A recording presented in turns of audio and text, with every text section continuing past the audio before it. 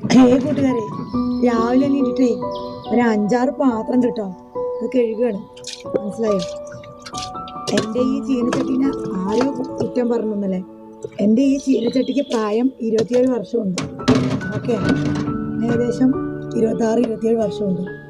എന്നിട്ട് ഞാനിത് ഉപയോഗിക്കുന്നുണ്ട്.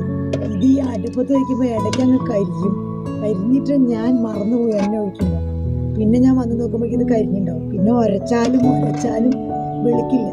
അതുകൊണ്ടാണ് ഈ ചീനച്ചട്ടി ഇങ്ങനെ ഇരിക്കുന്നത്. പക്ഷെ എനിക്ക് ഭയങ്കര ഇഷ്ടമാണ് ഈ ചീനച്ചട്ടി. ഇത് അലുമിനിയം ചീനച്ചട്ടിയാണ്. അപ്പോൾ പുതിയതൊന്നുമല്ല, പഴയതാണ്. പക്ഷെ പഴയതിന് വീര്യം കൂടും കേട്ടോ. അപ്പോൾ അത് കാരണം എൻ്റെ ഈ ചീനച്ചട്ടീനെ ആരും കുറ്റം പറയണ്ട. ഇതൊരു പാവം ചീനച്ചട്ടിയാണ് കേട്ടോ കൂട്ടുകാരെ. രാവിലെ കുറച്ച് പാത്രങ്ങളുണ്ട്, ഞാനത് കഴുകണം തയ്യാറെടുത്താണ്.